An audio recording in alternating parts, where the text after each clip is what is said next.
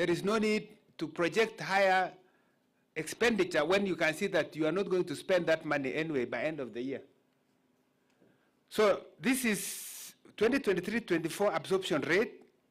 The red line is what we had planned to spend, but the blue line is the actual. So you can see the funding gap there. And this is something we need to address, that when we plan a budget, we implement that budget. Otherwise, we plan and it's like planning to fail, and that is really not good. Something we need to know when we put in the budget, let's implement the budget as planned. Now, let me go through the development partners, the partnership. This is the DP, the development partners disbursement status. I'll go through the International Union for Conservation of Nature and Natural Resources, that's IUCN. As 31st May this year, their disbursement rate is 100%. I'll not go to the numbers, but they have one project. The African Union has one project, 91%. European Development Fund has 13 projects, the disbursement rate is 80%. Government of South Korea has 5 projects, disbursement rate is 80%. The government of Italy has 5 projects with a disbursement rate of 74%. IFAD has 4 projects with a disbursement rate of 74%. The government of China has in these three projects and has a disbursement rate of 70%. World Bank has 33 projects with a disbursement rate of 66%. The government of Belgium, 5 projects, 65%. Government of India is 2 projects, 64% disbursement rate. Africa Development Fund, 34 projects, disbursement rate of 62%. UN Women, that is United Nations Women, has a disbursement rate of 59% for 1 project, while government of France has 15 projects with 59% disbursement rate. Green Climate Fund, we have 2 projects, and the absorption rate is what you see there, 58%. Same to German, government of Germany, 21 projects, 51% disbursement rate. Government of Finland, 2 projects, 58%. Government of Sweden, 47%. And you see that Global Fund is 40%. We have the rest of the, I'm not sure whether I should go through all of them, but this can be available to you. You can read so that I save time. We have off-budget ODA projects. We have projects that come in, we don't get in the budget, but they support government of Kenya, and we want to monitor. So Gavi is supporting the health sector under the project called Health System Management. This is a grant which was signed in 2001. It has 23 years. It is now about 23 years since it was signed. The amount is 42.5 billion. And we are doing consultation to align the next funding cycle. For WFP, we have also a project called Sustainable Food Systems and Resilience Livelihoods project in the health sector, and it's a grant. The amount is what you see there. The government of Japan has 3 projects in interior and roads, and all of them are grants, except that of loans, which is 2.8 billion. Austria and India, USAID, and Ford Foundation, you can see all the details there. I really don't need to go through all of them. But that is the status of off-budget ODA projects. So let me finish my presentation with just highlighting why is it that we have low absorption rate, as you have seen. There are those related to government of Kenya, which we are actually addressing, and I've been meeting the teams. I'm hoping through the executive office of the president, we work together to see how to bring together MDS to address this problem. One is the historical issues that have to do with project design that result in change of scope. When you change scope, it means the project has to slow down a bit before it picks up.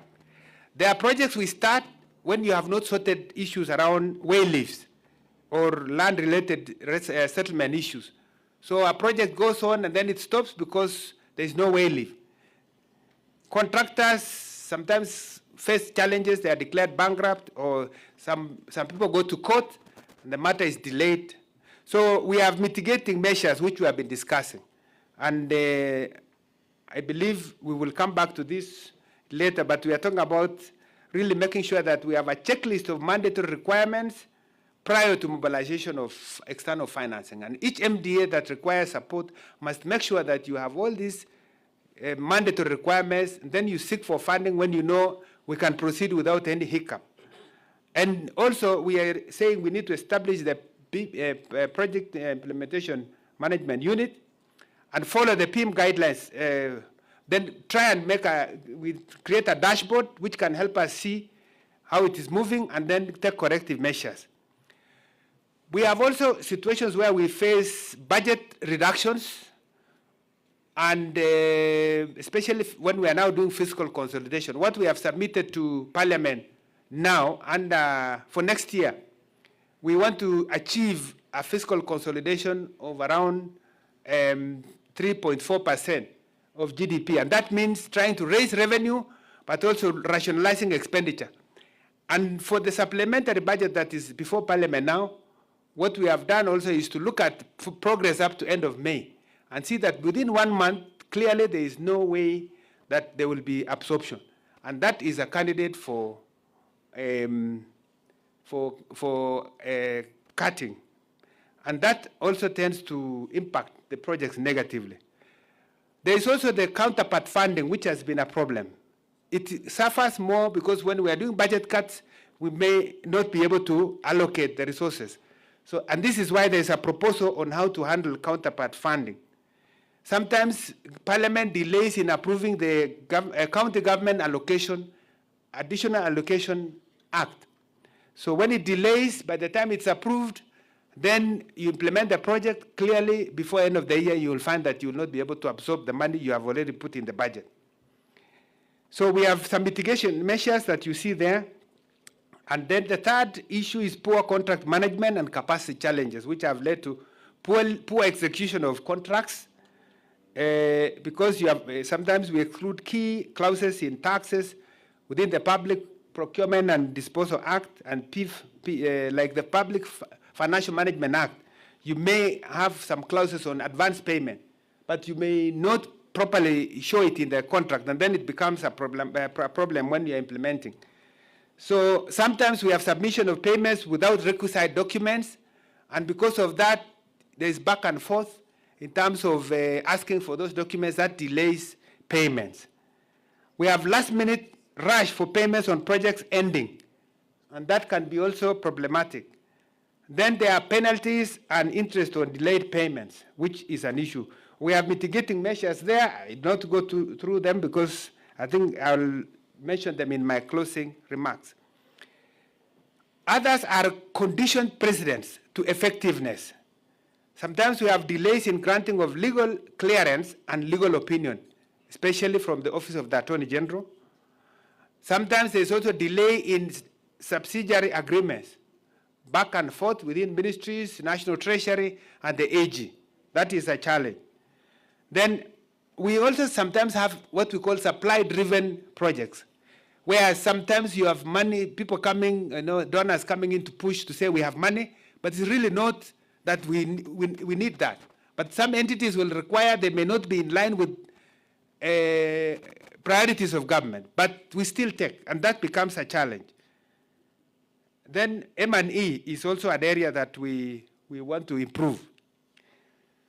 Then we have those related to development partners. We have a problem sometimes when we have delays in award of contracts or delay in procurement of PIU, the project implementation unit staff, because of not getting no objection from the partners, because we can't proceed without getting no objection. So we have seen mitigating measures like World Bank and African Development Bank. They have actually come up with a system-based approvals, and this is really helping to address delays. Maybe other donors can also follow the queue. And National Treasury continues to engage the development partners and ministries with a view to resolving this issue of no objection challenges.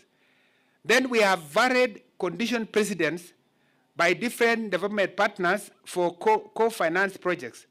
And this leads to delays in commencement of the project. So again, we are engaging to see how to sort this. We also have the problem of multi-layered contract management for co-finance projects, like the Arab Middle East development partners, which leads to delays. Then we have length process period in redesigning of projects by consultants, delaying actual implementation. So I want to finish this presentation by presenting to you what we have agreed as way forward. We propose the following policy and technical recommendations. On policy, we are saying all projects must be approved by Cabinet for ownership and policy direction.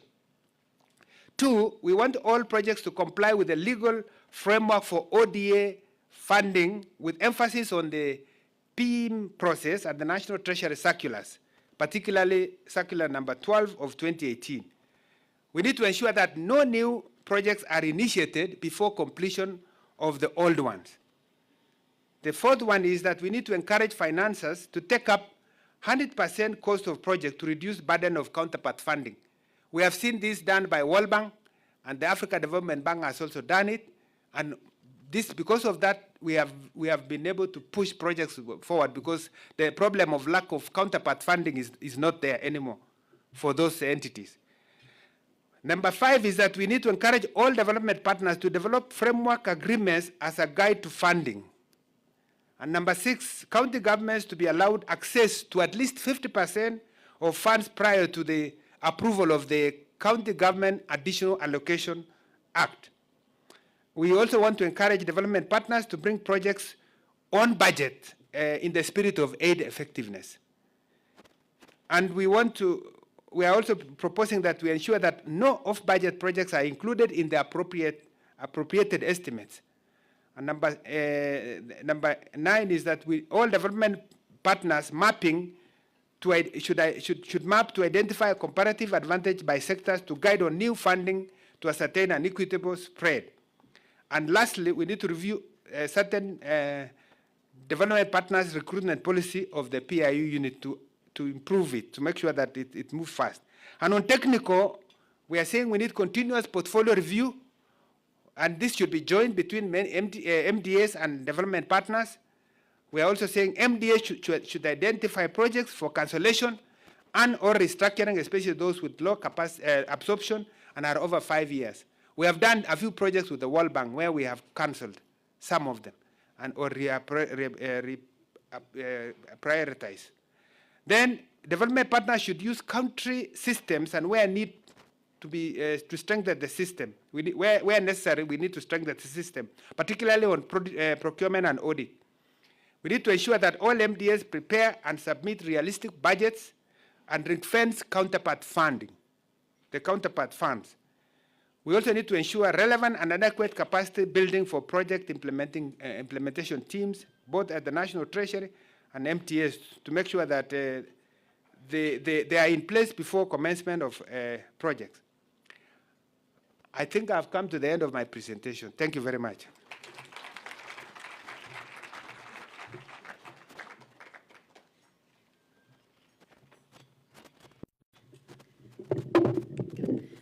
Thank you, PS Kipto. I would now like to invite Dr. Stephen Jackson, the UN Resident Coordinator, to supplement the presentation and highlight some of the challenges from the development partners side and propose some steps in the longer term and towards the next DPF. Stephen Jackson, may I encourage you to be brief? You may indeed. Thank you very much, Sandra. And PS, thank you so much for the presentation and for its candor.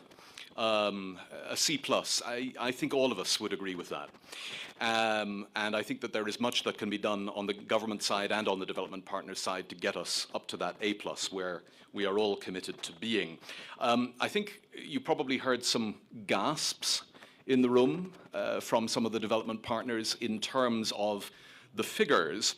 And I think that is testament to the following. It reminds me of the story of, putting 5 blindfold men in a room and then trotting in an elephant, and one of them grasps the trunk and thinks that he's got hold of a garden hose, and one holds the leg and thinks he's got hold of something else. And so we're all looking at this rather large and complicated beast, the elephant, that is this partnership that we have together, that goes in multiple directions, and each of us, I think, are only at the moment able to see part of it. And that leads to us arriving at some different places in terms of the analysis, and I'll come to that, but actually a surprising degree of convergence in some of the diagnostics and some of the recommendations. And to start at the end, what I would say is that this points to the need to get this task force between government and partners up and running as soon as possible, to bring these different worldviews and analyses together as soon as we can. I have a very brief presentation that will take us through what we identified from the development partner side through some interviewing and some survey work as the sort of 5 main baskets of challenges that I think we feel we have. And there's quite a degree of convergence there. So let me go to the first of them. So we agree with you. I think that there is some inconsistency both on our side and, if I may, on government's side in how we define. So some of the definitions that were used to draw up those numbers, are we talking about quote-unquote on budget? Are we talking about quote-unquote off budget? The different groupings, whether actors are bilateral or multilateral, what constitutes a project? Is it a loan? Is it a grant? Is it a multi-year? Is it a single year? And so on and so forth. There's some inconsistency in the definitions, and then also in the requests and the requirements which lead to delays in signings of agreements. And I think you pointed to that towards the end of your presentation, PS.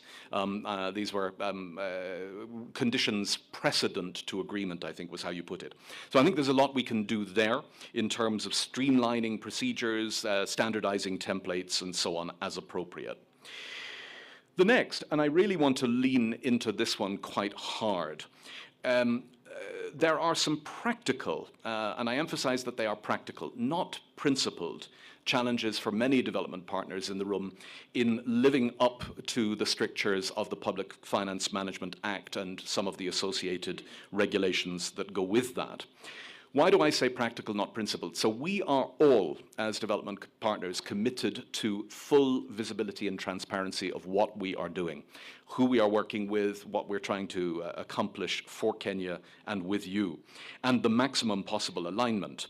But what we see in the development partner landscape is a real variety of different forms of engagement and, critically, scales of engagement. So the same kind of approvals procedure that work for a, forgive me, Keith, a $100 or $200 million loan don't work for a 500,000 project. There I'm talking in dollars, but we can make the same numbers. So already anticipating the idea that every project would need cabinet approval, I can say from the perspective of the United Nations, where we have literally hundreds of projects, the cabinet would be doing nothing else. So what we need is different approval mechanisms for different scales and different forms of engagement. And that leads, on this point, there was a particular gasp from me when the UN was listed with a 0% implementation rate. In this very tent, just a few weeks ago, with the Deputy President, we reported an implementation rate of 86%. And the discrepancy there, of course, is that the majority of the work that the United Nations does with the support of the partners in the whole is quote-unquote off budget. And I think the same, David, where are you, for the United States? 0%. I don't think Congress would love it if you were at 0%. So we know you're not.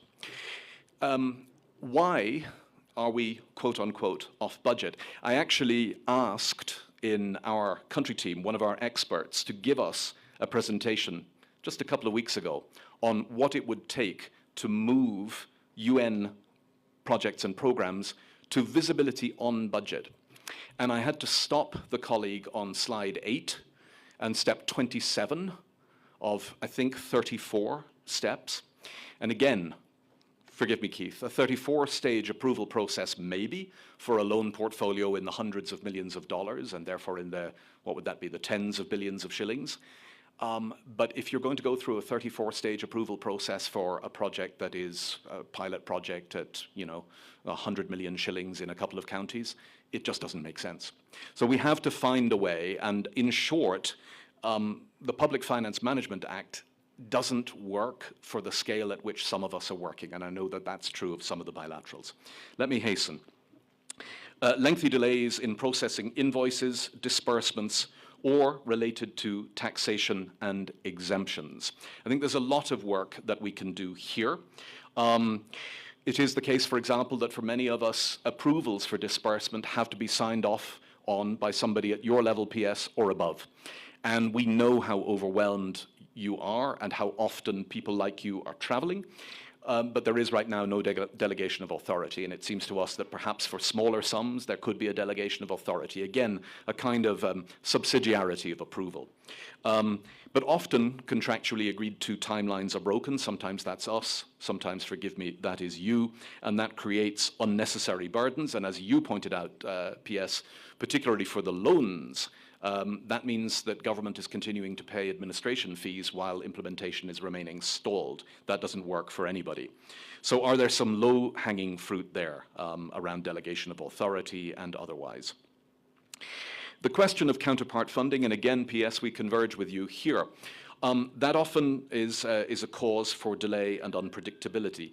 If counterpart funding is expected either as the government's contribution to a loan agreement or to a grant agreement, we need to have much better prioritization with you and consultation with you beforehand, and we as partners share in that.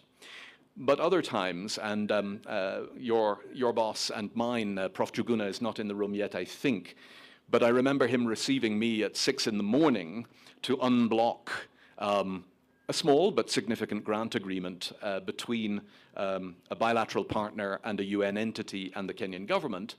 And I was told, well, the reason it's blocked, Stephen, is that there's no provision made for the counterpart funding that the program expects.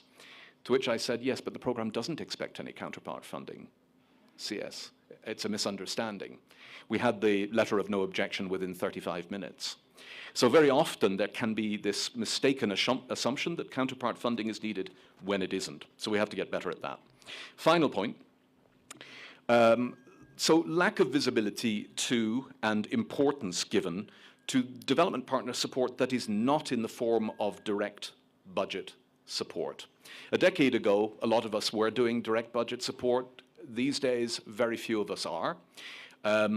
And I think what we saw in the presentation that you gave, which was excellent, but it means that the direct budget support and the on-budget work is much more visible to government than the stuff that is, quote unquote, off budget. We need to find a way to render that quote unquote off budget support more visible to government, more accountable to government, more transparent, and where it can be better aligned, but in a way that doesn't hold things up. And as I've already said, I think we collectively feel that the Public Finance Management Act isn't a supple enough tool to deliver on that. So we need to find other ways to render that larger quantity of support.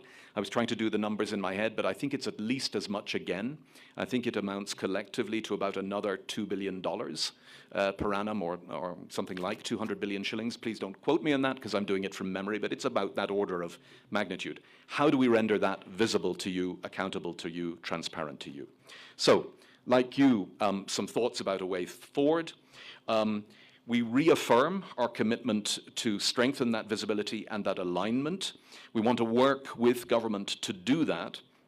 We want together better to seek the solutions that would help to render visible that full totality of the support that is brought, including support that is not directly on the budget. Our discussions today were intended as a waypoint. We are converging what we see from the partner side and what government sees from its side. I think, therefore, the candor that we've had this morning, I hope, is a very helpful step towards that. I think it's critical now that we do have that joint task force that can converge the two views, that can dig into the recommendations together, dig into the analysis together, come up with some recommendations to bring to the Development Partners Forum, inshallah, in September. Particularly, what are the key blockages? I think we've both identified those. What are some low-hanging fruits? And what are some priorities, even though they're not very low-hanging? I don't think that the taxation exemption issue is a low-hanging fruit. It's a complicated one, but it is very important that we get it right for all of the partners in the room. We need to then identify timelines, milestones, and responsible focal points on government side and the development partners side for the implementation of each recommendation. And then we need, and this is the crucial bit, that's what this Development Partnership Forum is for, is to bring this issue back and for us to hold ourselves accountable to what we've agreed. Where are we on fixing the visibility? Where are we on fixing the implementation pace? Where are we on working out better ways to ensure that visibility, that alignment, that transparency, and that accountability that don't hold us back and hold us up. Thank you very much.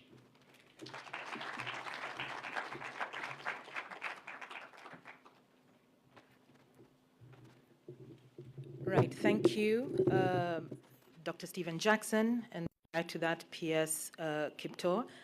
Distinguished ladies and gentlemen, we are now going to open up for plenary.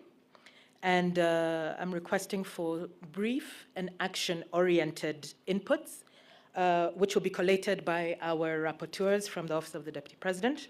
And there will be roving mics going around. So I would like to invite, if you'd like to make an intervention, I'm going to open the floor now. Please raise your hand. Please introduce yourself so that we know where the intervention is coming from.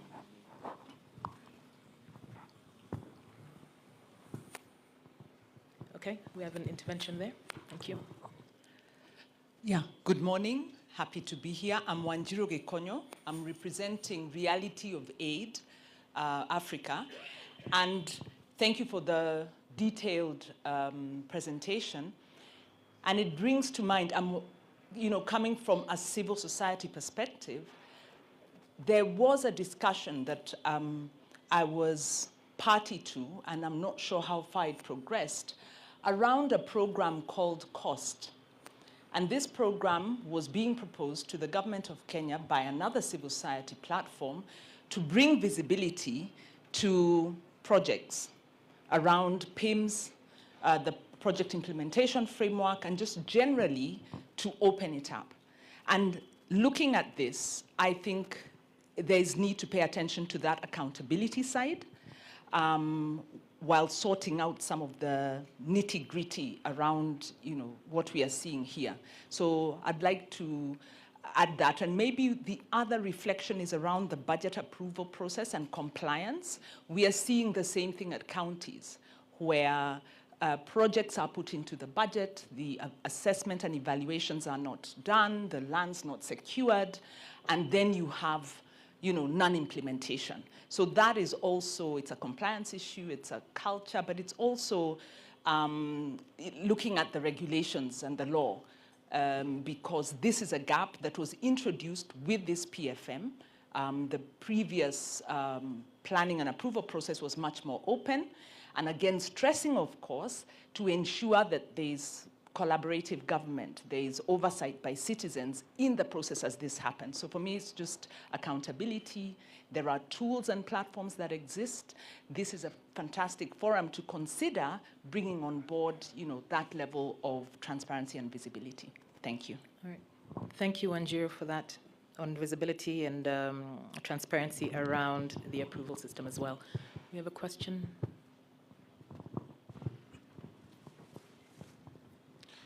Thank you. Not a question, just a couple of comments following up, and thank you for the time and space. Introduction, please. Yeah.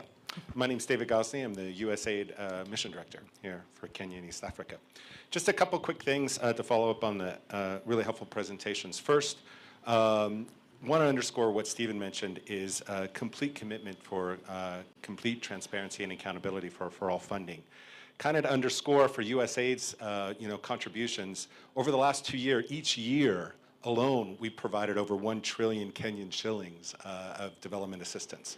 All of that captured either through our implementation letters that are signed by both the CS and the, from the relevant ministry and the CS for Treasury. And so fully committed to working with the Treasury to determine best how to capture those, and I think any development partner assistance so that it's fully accounted for in whatever way is appropriate going forward.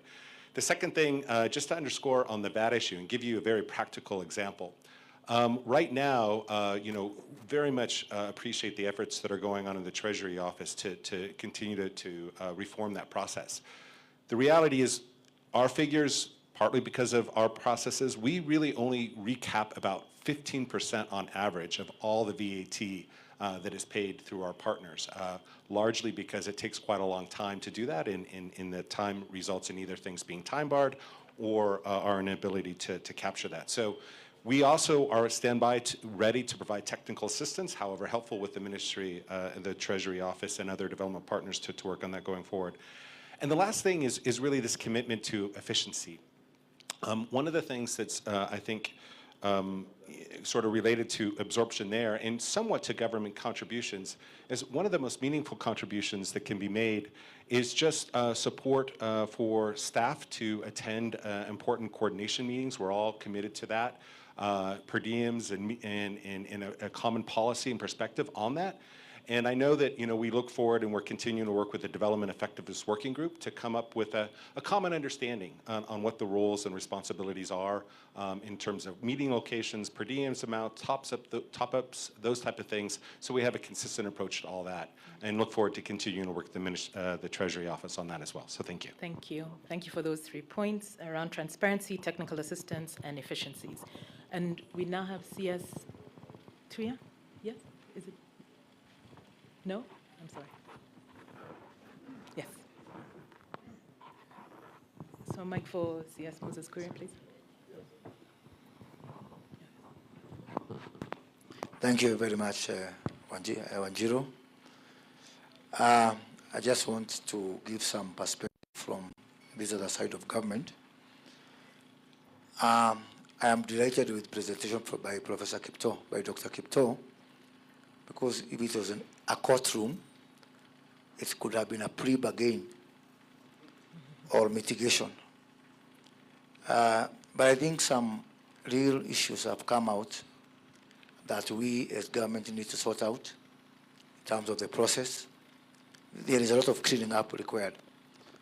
But on the good side, I want to report that going forward, the issue of absorption of development partner financing is now beginning from 1st of July, is going to be part of the performance contracting. So that as we measure the people, we'll also be measuring them in terms of how they are absorbing development partner program. Secondly, I think from the co-chair, the issue of counterpart funding, I think has been very clear that not all the time is it a requirement for program to proceed with counterpart funding. So again, there is need for the two sides to sit together and say, is the issue of counterpart funding becoming a bogeyman? Is it being blamed for everything? So that even where it is other things that should be done, we are quick to say it is counterpart funding. So I think we need to be microscopic on this particular issue, so that now we are able to say what is the real reason for this program not to proceed. Let me also say that under the my delivery docket, beginning from next week, I have a monthly reporting obligation to Cabinet, and among the things I'll be reporting on to Cabinet is this issue of absorption and performance generally of this development partner platform, because we realize the need for us to escalate and report them on a very high level. May I finish by saying that the issue of mapping of the government side and the development partner part needs to be sharpened.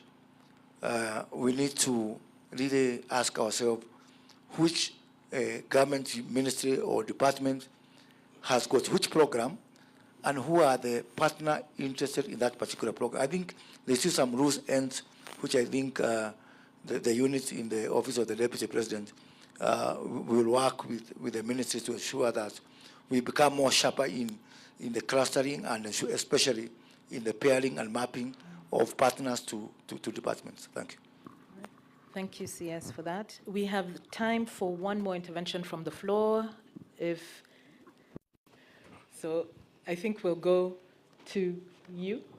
Yes? If you could please keep it brief. Yeah. Yes, good morning. My name is Henriette Geiger. I'm the European Union ambassador. First of all, thank you, Vice President GACHAGUA, for the kind invitation, and PS Kipto for the very good presentation. I want to start by fully endorsing what my US colleague just said on all 3 points. These are also points that are very valid for us, and they merit some further in-depth discussions in a working group format.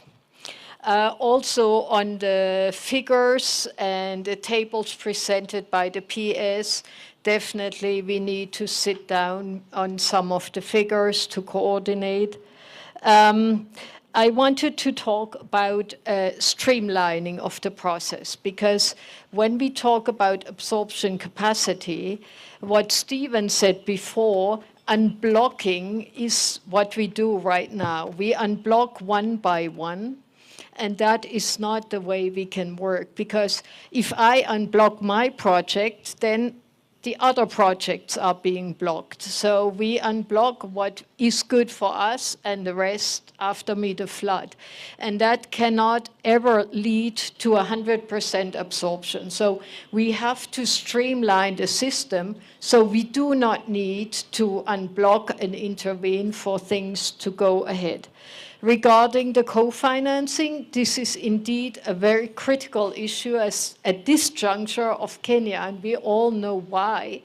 But the EU is working with both grants and soft loans and concessional loans. So if there's no co-financing, we cannot do blending of grants and loans, leveraging much larger amounts. So in one way or another, we have to find a way around it. Otherwise, we can only work with grants, which will greatly limit the flows into Kenya. So this is also something that is not easy to resolve, but we have to resolve it. Thank you very much. Thank you so much, Ambassador. I think those were all very good interventions, and I'm hoping our colleagues were able to take those down. We are now, because we are pressed for time, I would say that in order to ensure the action-oriented spirit of the ambitions of His Excellency the Deputy President, Government of Kenya, and development partners, they've mutually agreed on a decision for this agenda item, and I think a lot of it has been reflected in the conversation here, that will allow us to take steps to address the challenges that have surfaced here related to the absorption capacities of both loans and grants. And so to briefly summarize, and some of this was alluded to by our presenters earlier, that development partners and government will together work to strengthen visibility and alignment of support to Kenya, particularly seeking solutions to render visible and better aligned partnership that is not in the form of direct budget support. And the DPF will mandate a small task force comprising representatives from the government and developing partners to work on identifying concrete recommendations, some of which, of course, were mentioned here, for how to address these key challenges related to absorption capacities. And the task force will report back at the next Development Partners Forum. Ladies and gentlemen, that concludes the agenda item on absorption capacities, and we will now move on to the strengthening resilience agenda item, which is our second agenda item for today. Again, following the DPF last November, it was agreed that partners would work jointly to identify recommendations for how to strengthen resilience to ensure that this is more coordinated, inclusive, and flexible, among other things. Specifically, 10 joint sector working groups under the coordination of the Office of the Deputy President were tasked to provide inputs to an integrated resilience framework that will help guide both the government and the development partners on how to strengthen our response and report back on this to the DPF membership. I would like now to introduce a very short 1-minute video on resilience produced by the Office of the Deputy President. In the recent past, heart-wrenching shocks have pierced the heart of Kenya. Irrespective of the challenges faced by adverse effects of climate change, geopolitical factors, political dynamics, and technological disruptions, the nation has stood strong but bruised. We cannot rule out future pandemics, accidents, droughts, floods, epidemics, cultural shifts, political instabilities, food insecurities, and other shocks and stressors that hit with little or no notice. So, we must come together in the face of adversity. We must build and strengthen resilience as individuals, households, organizations, communities, and as a nation. There is need for us to have mechanisms which will ensure better governance and coordination. The need and call to better responses, a harmonized approach, and refined adaptation will yield a prepared nation against disruptions, shocks, and stresses. A national resilience framework will therefore strengthen flexibility, adaptability, and better response.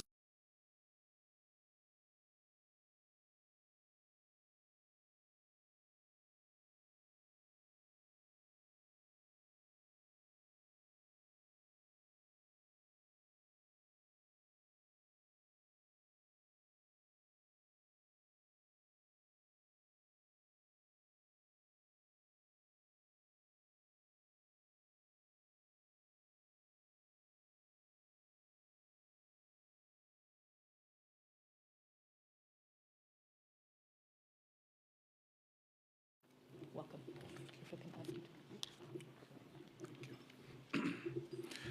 Your Excellency, Honorable Cabinet Secretaries, PSS, distinguished guests, good morning. As has been introduced, I'm presenting a paper. I think we can put up the PowerPoint. Oh, yes, sorry. Yeah, I'm presenting a paper which we did by a number of us who are in the team. Sorry.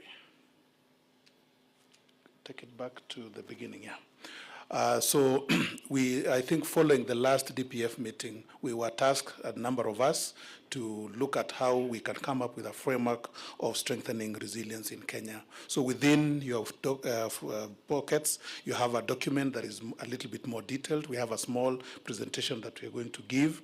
And the main objective of our presentation is to sort of, first of all, look at the conceptual framework of what resilience is, and then with that now define on what we are supposed to do. So the committees that were part of this process of developing this concept were, as listed there, 10 sector working groups comprising of social protection, water and sanitation, devolution, agriculture and livestock, environment protection and natural resources, health, lands, housing and urban development, blue economy, assaults and energy. So, but more special mention is going to be given to also UNICEF and FCDO, which helped in the shaping up of the document that we are talking about. We incorporated them to bring the the development partners component into the definition. So what we did first was we defined what is resilience. And here we were looking at the entirety of it, the ability of individuals, households, communities, and government systems to adapt to, anticipate, withstand, and recover from shocks and stressors in a timely manner. And so in that definition, for the individual, we were looking at how an individual can adjust to new conditions, how an individual can be mentally capable to manage and express emotions constructively so that we can address whatever shocks that come our way. Also improve on the optimism of the individuals, as well as also the social support that they give to each other, ability to solve problems, and also economic sufficiency. For the household was how the household can have multiple streams of income to help them mitigate on the financial risk that comes with the shocks that affect us. Savings, how do we impress savings so that they're able to also on their own solve some of the problems that they are faced with. Access to services, how households can get reliable health care, education, and social services. Strong family bonds, because also you find that in resilience, when there are ties in family, they're able to withstand the challenges that come. How can they be prepared as households? And this is where social inclusion, how do they save, how do they store food reserves for themselves, and also health and nutrition. Institutions is how institutions can now have robust and reliable, adaptable physical technological infrastructure to help in supporting families and households in addressing the challenges. Risk management is also one of the other areas that we're looking at. How can institutions anticipate and have strategies to identifying and mitigating on these risks? The other issue also we looked at on resilience of institutions is continuity planning. How can they plan so that they're able to always anticipate and overcome the challenges? Adaptive leadership. How can institutions have leadership that is flexible, forward-looking, and thinking and responsive? And also looking at employees and collaborative networks so that they're able to sort the challenges that come our way in case of shocks that come.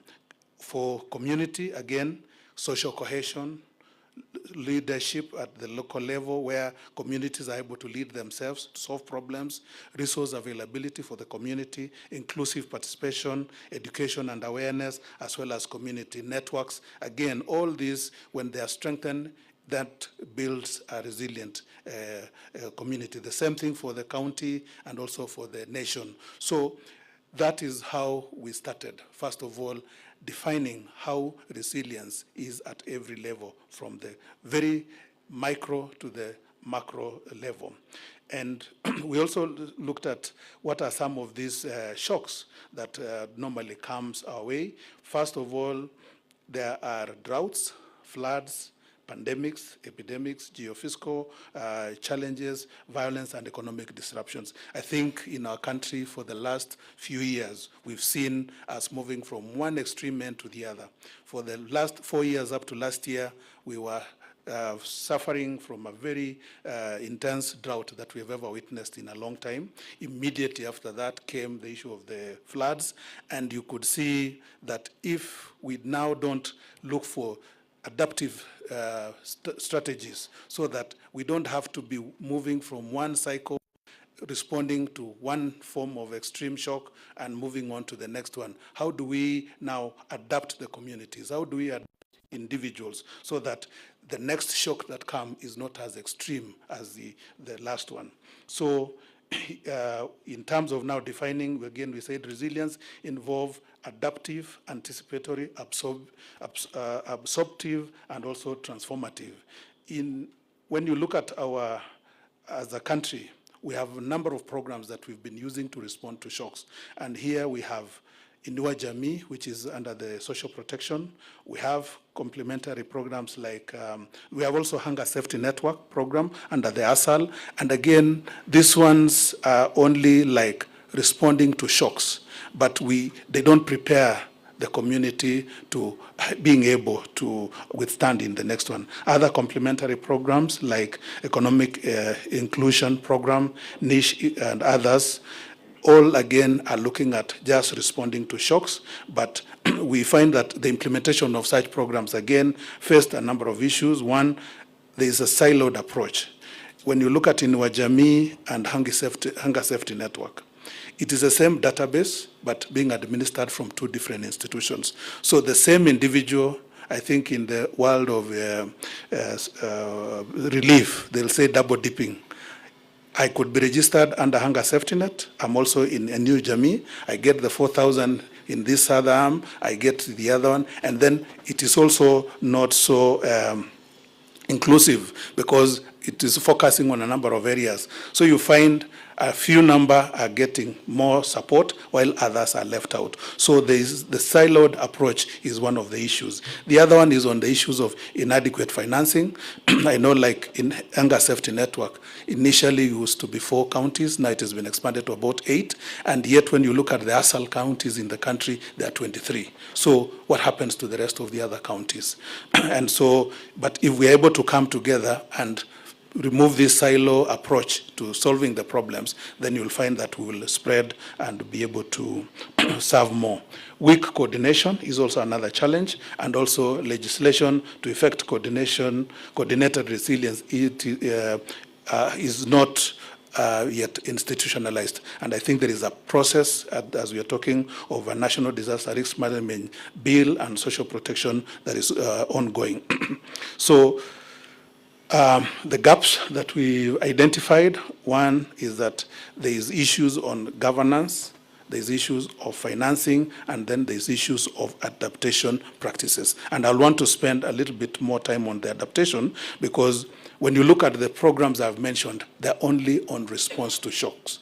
And then we sit back, we wait for another shock to come, we mobilize resources again to respond to another shock.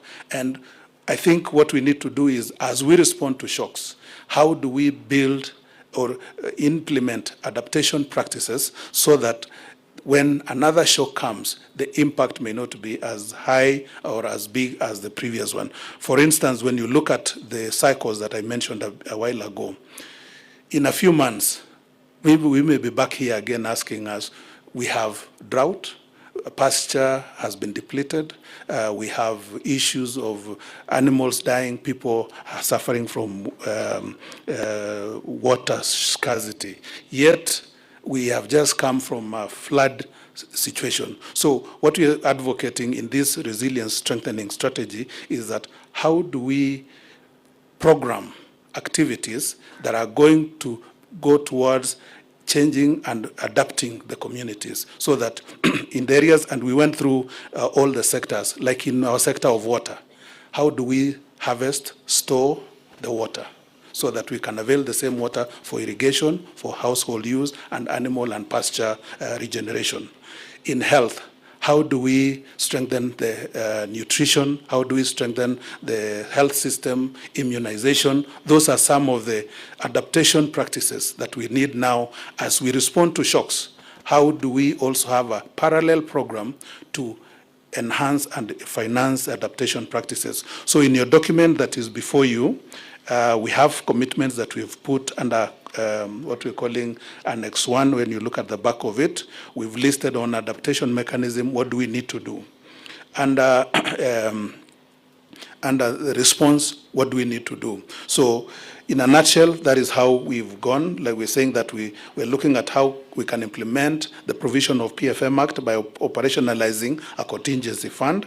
Again, this is still a work in progress. We will sit down with Treasury now so that we can structure how this contingency fund can be done. We also are saying, how can counties, governments operationalize? Sorry, you're pushing it. Pull it down a bit fast. Down before. Yeah. How county governments can operationalize the county emergency funds as stipulated in the PFM Act.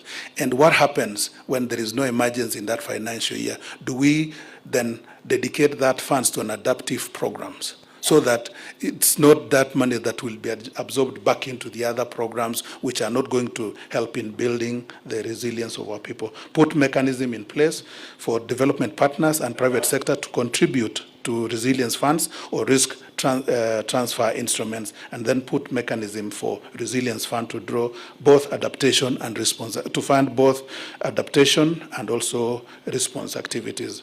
On each sector, I think we've also said we'll look at the regulatory updates. We'll also look at conducting scenario planning so as to see how we are able to address. We went down again, just slow down a bit.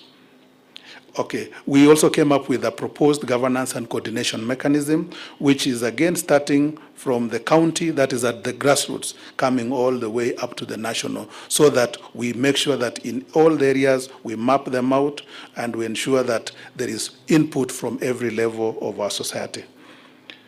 Next, I think that should be the end of the presentation. So that is what we presented, and I think before in the next DPF meeting, we'll now come up with a proper strategy and policy, which will have been canvassed through cabinet for adoption, and also approval. Thank you.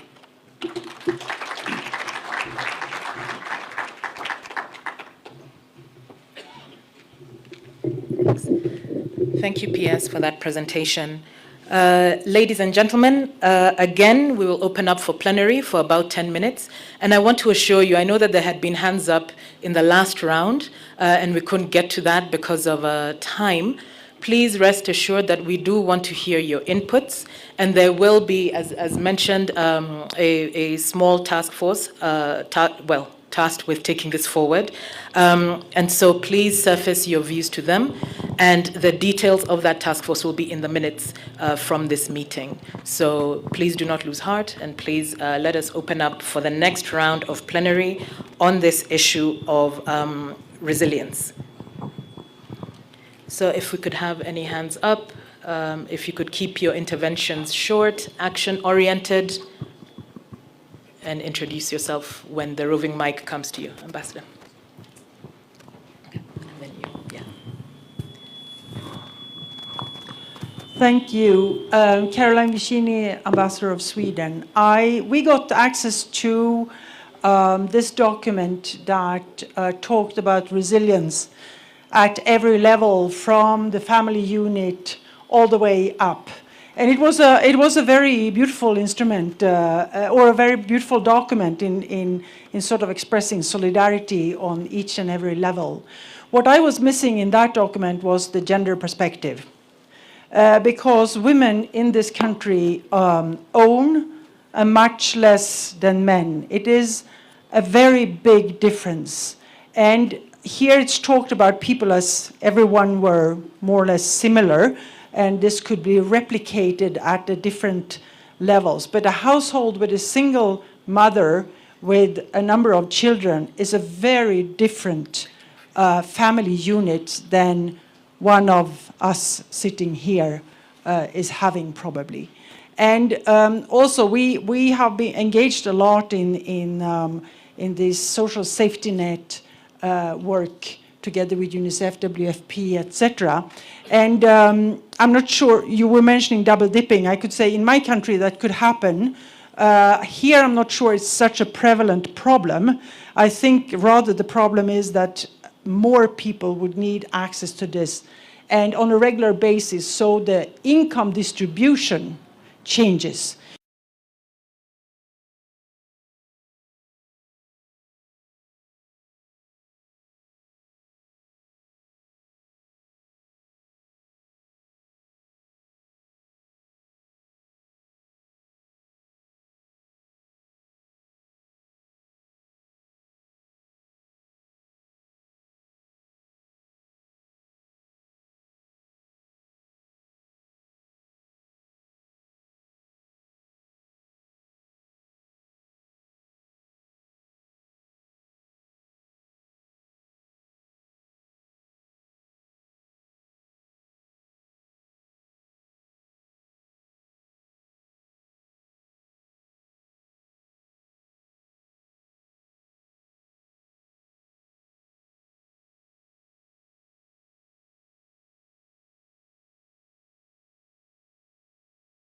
Observation that resilience is very key, and it is a step towards our economic transformative model.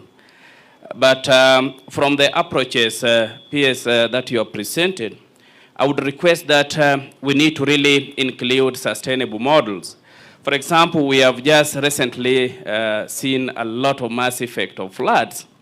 If private sector could be really be given also space to support the initiatives of development partners and government, so that we come up with a sustainable model, for example, building on very good food reserves, and also building on or harvesting rainwater. And this would be very key. In the next few months, we are likely to also experience drought. So we'll be crying from the floods, then we cry from the drought impact. I think this should really be addressed. And another thing is harmonization of resilient approaches. So that what happens in Samburu, so that there would be no duplication of initiatives. I saw this during floods. There is this institution that would call for the support, the development support also is also there, government initiative, county government. So we need to really, the joint working group needs to come up with a very harmonized approach where you are able to really document what happens in Samburu so that another partner should not also be doing the same thing, so that those other resources can be channeled for other things. Thank you so much. Okay, thank you very much, Patrick, for your points on sustainability, which is music to our ears on the SDGs, of course, and then harmonization to avoid duplication. And thank you, Ambassador, for your points on gender perspectives and that we're lacking, and a broader look on redistribution. Yeah, thanks. In the corner, yeah. There's a mic behind you. Yeah, thank you. Thank you very much. I'm Dr. Kinuthia, representing PS Ourselves, and one of the persons in the team that we developed the brief that has been presented by the PS. And it's true what the CEO has said. We are not leaving anyone behind, including the private partner and all that. What the PS has presented is just a brief of that, because we know that all of us participate in the resilience building of the country. And when we start from individuals, we are trying to look at this individual, whether a female-headed household, whether somebody living with a disability and all that. To start with, we may not be able to reach everybody, but that's where we want to start. Then we come up to the households, and then the connectivity of the systems. As PS Korir has said, if we develop these dams and we help these communities to produce the food and all that for their subsistence livelihoods, these communities will at some point have surplus for market. Are these communities connected to the markets? Do they have market access? Have they even been built, capacity built to know what the market requires out there? So that they don't just produce, you take to the market, nobody needs it. Those kind of connectivities, are they able to process this food, maybe even the fruits, the milk and all that, so that we don't end up with losses? For example, some time back there was the issue of, in one of the counties, the milk glut. We saw a KCC pouring milk away. It couldn't handle all of it. And in another corner at the same time, some people are suffering from hunger. These are the kind of connectivities we are talking about. Can these surplus areas be connected to areas that need these foods and all that? So these are the kind of connectivities we are talking about, so that everybody, the individual, the community, the systems and all that can be resilient. Okay. Thank you. Thank you, Dr. Kinuthia, for that clarification. We appreciate it. Stephen Jackson, our resident coordinator. Oh. Thank you. I'll be very brisk because you've heard from me enough, I think. To welcome the government's document, I think we feel it's a very important innovation. And one of the things that it bears out is that resilience programming works. We know from the numbers around the last drought that however bad it would have been twice as bad as that had there not been 10 years of investment in resilience. So that's the first point, which leads to the second, which is that I think it's very helpful, as this document does, that government ask not just partners to be looking for new money, which is in short supply, but that when crisis comes, there be a request to reprogram money. That's very helpful. It frees up partners to be able to look flexibly at their existing portfolio. The third point is that there's a direct connection from this discussion on resilience to the issues that came up at the Africa Climate Summit, Waziri, and I know you and I were talking about that just before the meeting. And so just to foreshadow things, I think the next Development Partners Forum may well look at follow on to the climate summit, and I would say resilience is an important piece of that discussion too. Fourth point is that we really need to be thinking about insurance. Insurance at the micro level for the smallholder farmer whose crops are destroyed by the floods, but insurance at the national level. Countries can insure, just like house owners can do, against things like floods and droughts. The Africa Risk Capacity is a proven mechanism for that. The private market also offers it. I think if Kenya is going to be facing these kinds of climate shocks going forward, then actually insurance is something that really needs to be looked at by government. And finally, the architecture point, PS, you told us that the National Disaster Management Bill is going through the House. That's a really key opportunity to get this right, to make sure that we have institutions that are mandated to respond to emergency, but to prepare for emergency, and then very particularly to reduce the risk of emergency. And so that is what the resilience discussion is all about. So let's work together to help Kenya get the institutions that it needs through that bill. Thank you. Thank you, Stephen. On the point about recognizing the work that's already been done and progress made, the need to consider reprogramming, of course, the piece of the ACS follow-up, the Africa Climate Summit follow-up, the discussion around national insurance as an opportunity, as well as the National Disaster Management Bill. I'd like to hand over to Anthony Gorano, UNDP rep. You wanted to say something? Thanks. Yeah. My name is Anthony Ngorano. I'm the resident representative of the UNDP. I just want to maybe add to Stephen's list.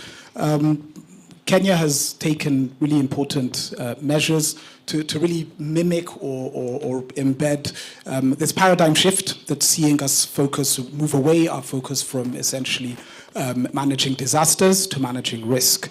And I think maybe just in terms of the National Disaster Risk Management Bill, I think it would be interesting and opportune to see how maybe in this particular conversation we could look at bringing the parliamentarians on board. I think in terms of this bill, it's in transit, I think, from Parliament from the lower house to the upper house, and we know over the last 10 to 15 years this has proven a challenge. I think we're sensing, and I was with PS Omola yesterday and the leaders of both houses, that there is a bicameral but also a kind of a cross-party benches spirit. I think the time to capitalize upon it is now. Thank you. Thank you. Thank you for that detail. We have time for one more intervention from the floor.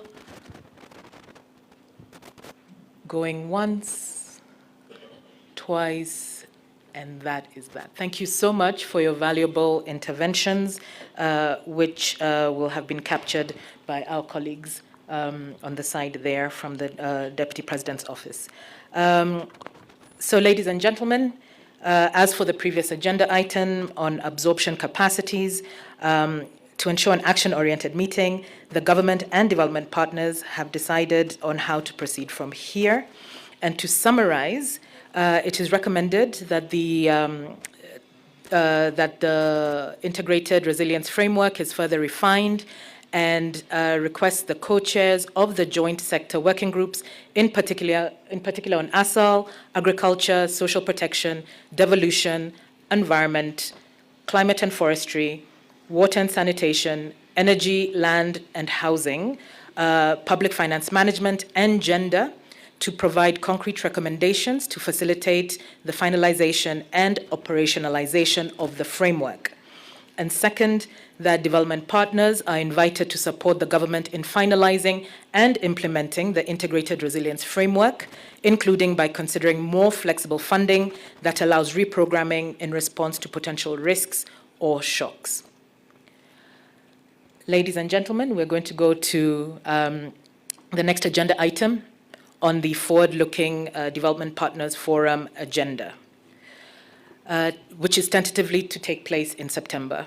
So we already have one agenda item identified from the discussions here today around the absorption capacities and the report back on the work by the task force to take next steps to address these challenges on these absorption capacities.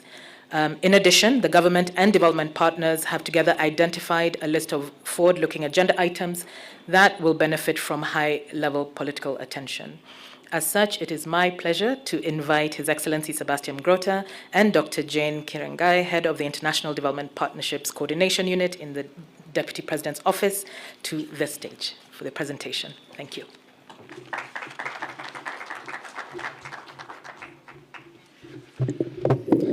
Thank you very much, and I will try to be very brief. I think once again, the forum has shown its value and usefulness for a good exchange between government and donors, and that's why we already planning the next one. So our idea was, in view of the calendar, the second half of this year with the Summit of the Future in September and COP29 in November, to convene a bit earlier in September. We don't have fixed the date, but you can already look at the first week of September. And then there was, I think, the offer also of His Excellency the President to probably take part in the next meeting. So we are working also on this.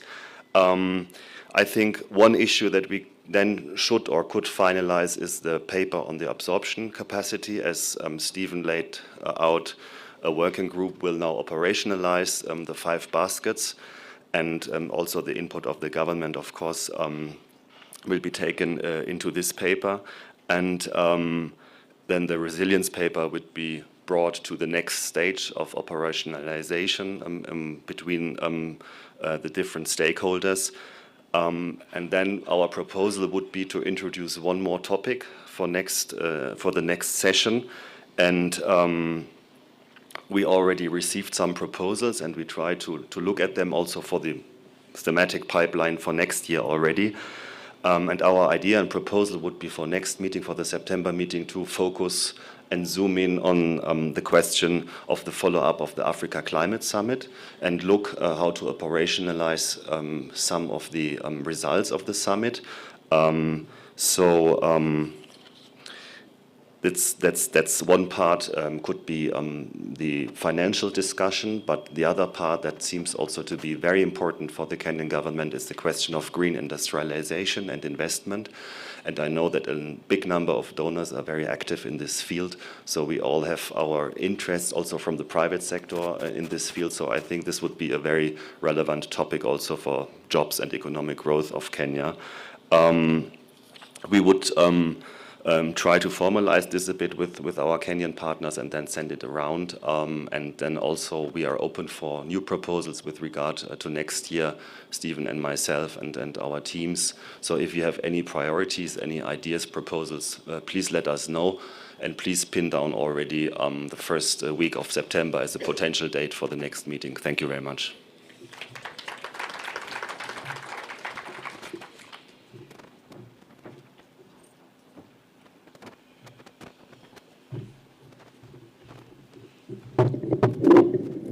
Your Excellency, ladies and gentlemen, I think mine will be very brief, just following up on what the co-chair has said.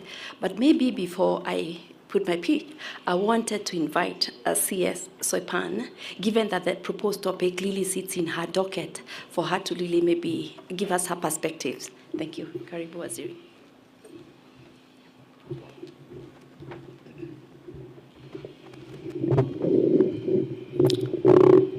Your Excellency, the Deputy President, the co-chairs of the DPF, the Cabinet Secretary, colleagues present, the Head of Public Service, and all our partners, good morning. I'm extremely delighted to be part of this second DPF meeting. I'm one of the very active NAJA of the DPF unit in the Office of the Deputy President. And I must really say this is, Your Excellency, this is one of the very, very important actions that you have really held on to.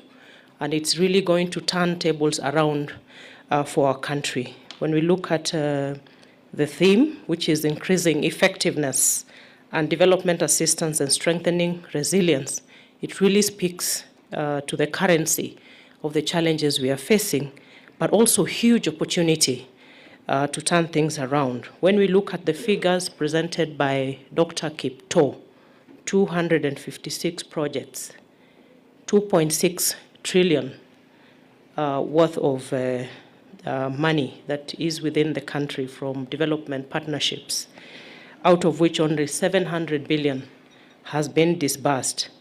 And when we talk about the challenges we are facing with absorption, these are real issues because with all the challenges that we have within the country, we really have to get things moving, because money lying somewhere and is not going to its intended use against a backdrop of many challenges is really not desirable.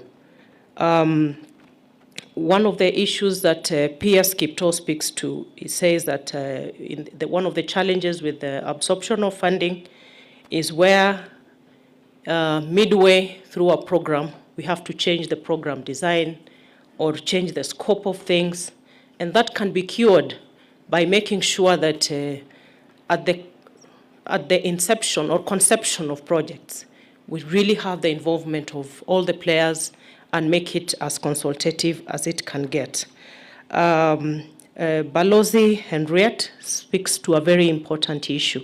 Instead of very ad hoc and disjointed unlocking and unblocking of things, streamlining is of critical importance.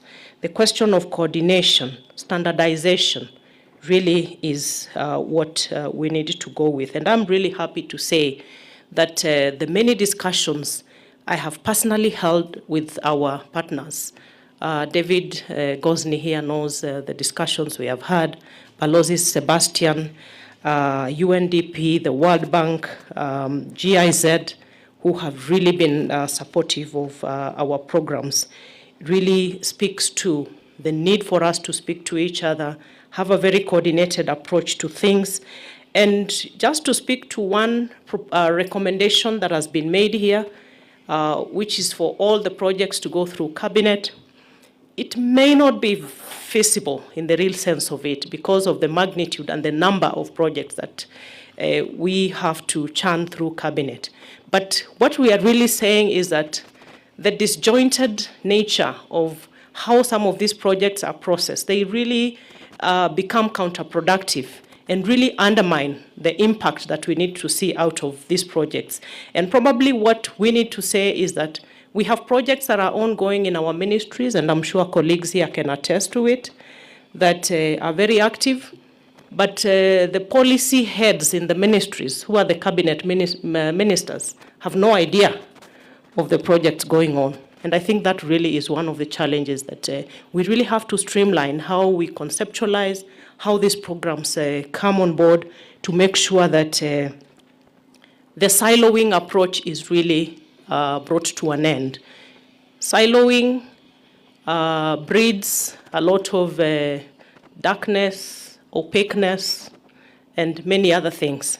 So if we open this up to transparency on both sides, it is going to be a maximization of impact. Finally, I want to say that I'm really pleased to have the operationalization of the outcome of the Africa Climate Summit as one of the identified, looking forward agenda for the DPF. The Africa Climate Summit, by all standards, came out very successfully with the heavy support of all of you seated here. It is one that demonstrates how we can, hold together and deliver a very critical agenda, not just for Kenya, for Africa and the globe. The issue of green industrialization, the issue of review and relooking at the international global financial infrastructure to speak to the core needs of Africa, Kenya, and the issues that are at hand in terms of the climate agenda. The need to make sure that climate action and development are mutually inclusive. These are the discussions that came out of the Africa Leaders Declaration, which we must carry forward. And I'm happy to say that in line with what has been identified as a priority here, during our African Leaders Summit in Addis, Kenya got the green light from the African Union to put up a secretariat here in Nairobi. We are at advanced stages. I'm happy we're having discussions with the GIZ and other partners. So that is the place to start, to really incubate the green industrialization ideas and bring them up to practical action. So my ministry is ready for that. And also from the aspect of coordination and streamlining and standardization, I like to tell Jane that with all the issues that we have discussed and some of the recommendations coming through, I am ready to work with the task force that has been proposed here as a guinea pig, because my docket, I'm sad to say that with the listing of the portfolios, the environment, climate change, and forestry docket does not appear. It comes at distant others. And I think with the issues that we are facing on the environment, climate change, and forestry and ecosystem restoration, I want to appeal to our partners that we really need to raise the profile of this docket so that we don't remain there in the others. We're actually not featuring anywhere. But when it comes to the practicality of what we need to do to re-engineer the partnerships, we have a lot of practical proposals that we offer to support the task force to actually help us come with the standardization that we are looking for, the streamlining and making everything move forward, and not to overemphasize the importance of the resilience framework that we are talking about. We have to move away from firefighting to actually have very intentional and defined ways in which to respond to the disasters all around us. And Your Excellency, the process that we are undertaking as cabinet secretaries and principal secretaries of disseminating our MTP4 across the counties, when you look at the aspect of resilience that is captured in our MTP4, it really falls short of a very elaborate view of what resilience interventions we need to see in this country. And I'm sure with this initiative through your office, we need to enrich our MTP4 and our strategies on disaster risk management. With those few remarks, I want to conclude and say asanteni.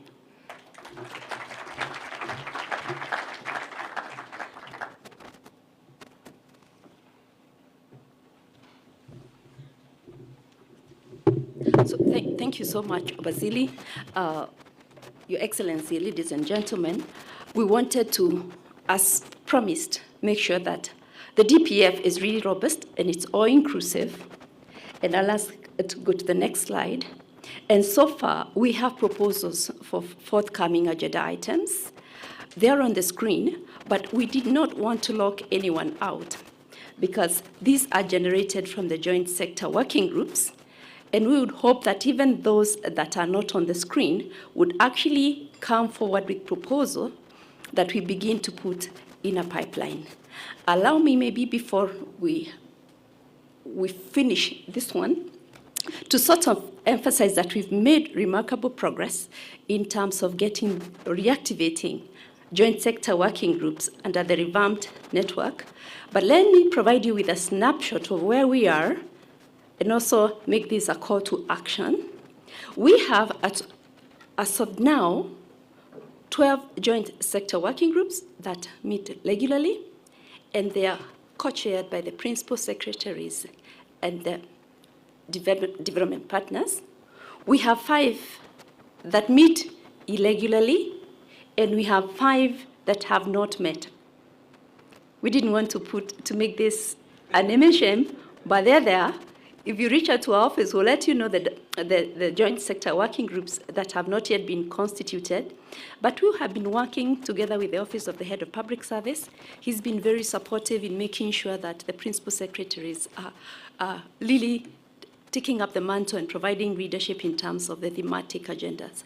So we want to urge all the principal secretaries present and the partners present to make sure that the 5 that have not yet met actually do get into action And it is from these thematic groups that we shall get a very robust and a very vibrant dialogue with partners. I just want to thank you for the progress we've made to date. I think that's it from me, and I submit. Thank you.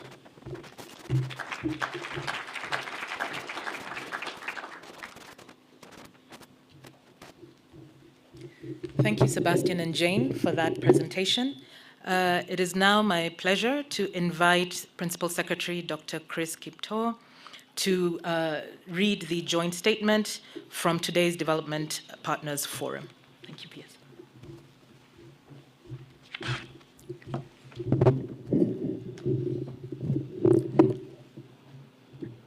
Let me first give apologies. My Cabinet Secretary, Professor Njuguna Ndung'u, was supposed to read this statement, but he's still on the way coming. So we will need to signal him not to come back, not to come. I'll happily represent him. On June 4th, 2024, the government of Kenya, under the leadership of the Deputy President, His Excellency Rigathi Gachagua, and development partners to Kenya, held the second Development Partners Forum to engage on central issues for a continued strong partnership between the government of Kenya and its development partners.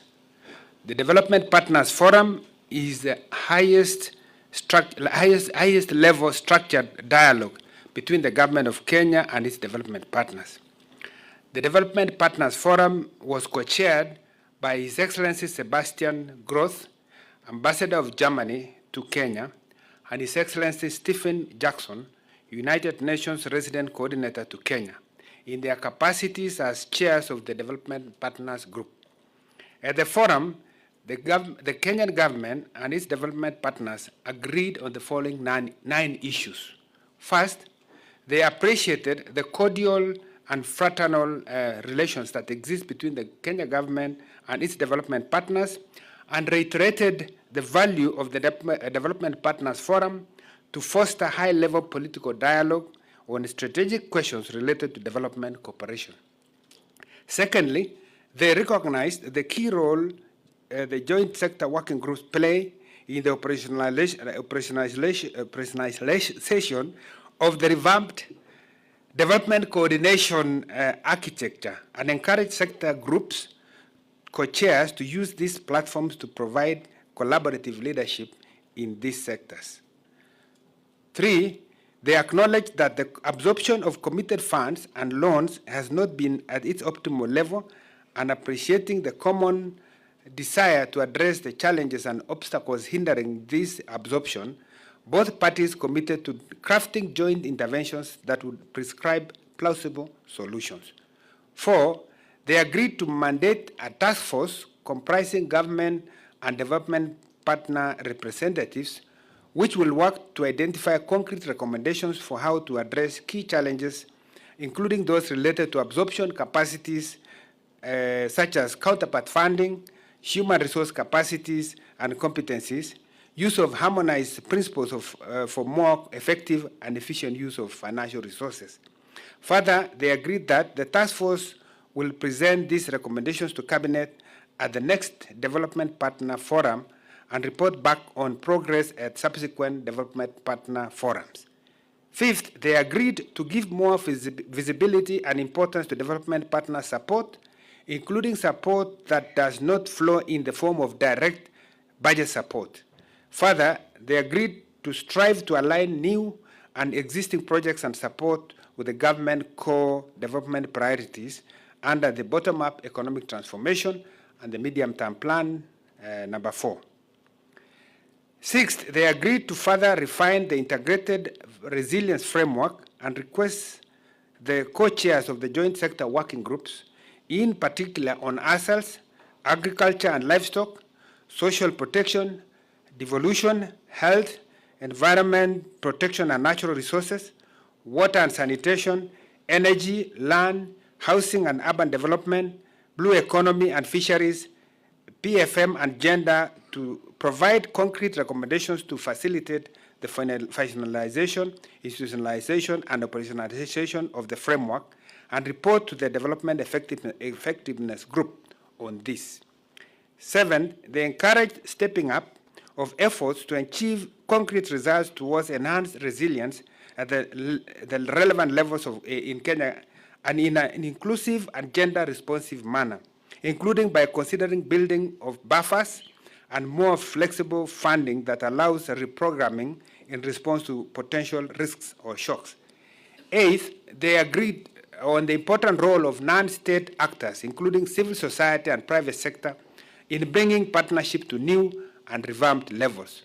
And finally, 9, they agreed to have the next Development Partnership Forum in the beginning of September 2024, and that the agenda for this meeting will, among others, focus on the follow-up of the priorities emerging from Africa Climate Summit, including the implementation of relevant initiatives in Kenya, such as the Africa Green Industrialization Initiative, as well as in relation to Kenya's high-level participation in the Summit of the Future and the COP29 in Baku, Azerbaijan. In conclusion, in line with the international agreements, notably the Paris Declaration and the Accra Plan of Action on Aid Effectiveness, this joint statement embodies the vision of the government of Kenya and that of the development partners to harness the enormous potential to further strengthen and consolidate their joint comprehensive partnership in all areas of bilateral and multilateral endeavors. Signed by His Excellency, the Deputy President of the Republic of Kenya, Honorable Rigathi Gachagua, His Excellency Sebastian Gross, Ambassador of the Federal Republic of Germany to Kenya, and His Excellency Stephen Jackson, UN Resident Coordinator to Kenya. Thank you very much.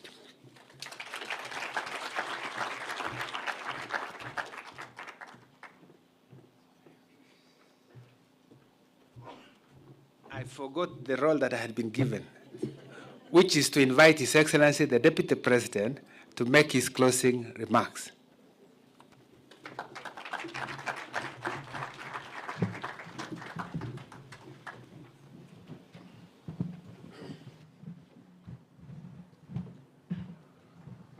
Thank you very much.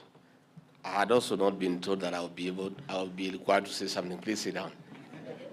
Let me take this opportunity to thank all those who have made presentations and those who have made interventions.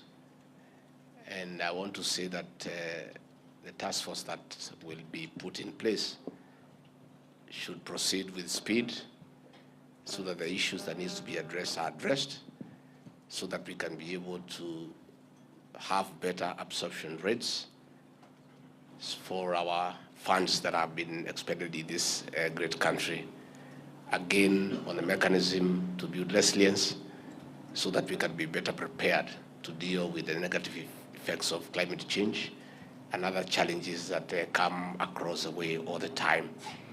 Let me encourage continuous engagement with our partners.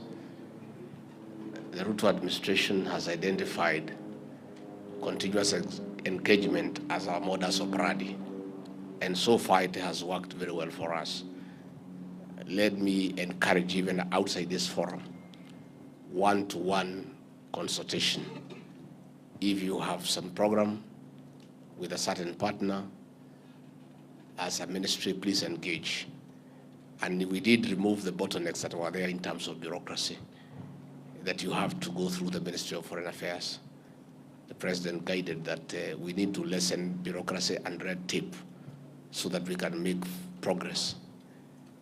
We will continue meeting at the high-level consultation forum that I co-chair with the Prime Cabinet Secretary to unlock whatever impediments that are there that may hinder expeditious implementation of agreed programs.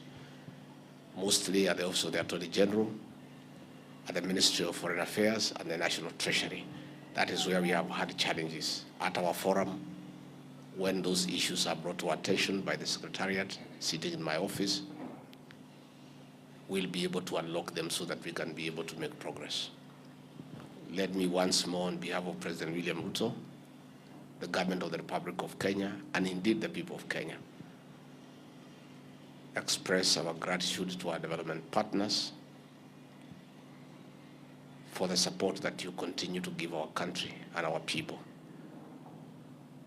Since I came to office and I was leading the exercise to make interventions when we were in deep trouble over drought and El Nino and floods, our partners have always come through for us. We don't take it for granted. We want to thank your respective governments for your friendship and for your support. And we want to continue strengthening our relationships. My office is open to all of you. Heads of mission who want to come and consult with me, I'll be available at short notice. Those who may want to consult with His Excellency the President, he will be available at short notice. Because when we consult and we engage, we become better people and we achieve good results in a very seamless manner. So once more, thank you very much. You are invited to hang around, don't be in a hurry to leave. There is no hurry. You can stay for the rest of the day, but we don't have enough place for you to sleep. By 6:30 you must leave so that you can go to your homes.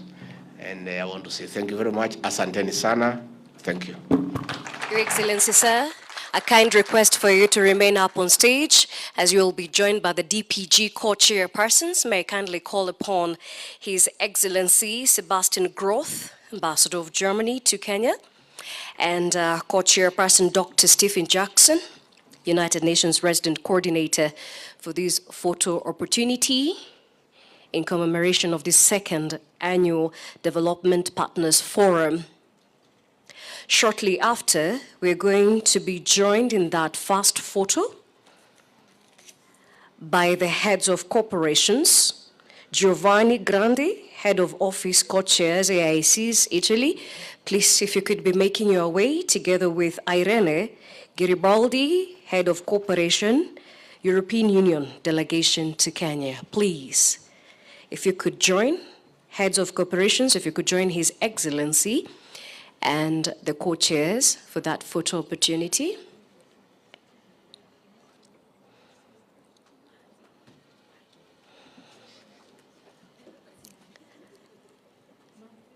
I will then invite the co-chairs and the heads of corporations to proceed back to their seats and ask everybody else to be upstanding as we receive the national anthem. Shortly after, ladies and gentlemen, will proceed right across to have our lunch. Ladies and gentlemen, Your Excellency, sir, the national anthem.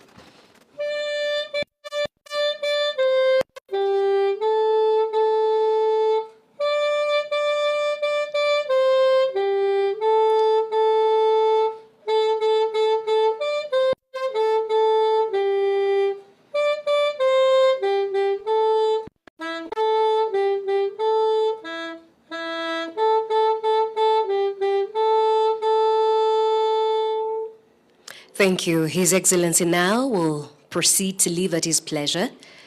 Ladies and gentlemen, lunch is served. You're welcome.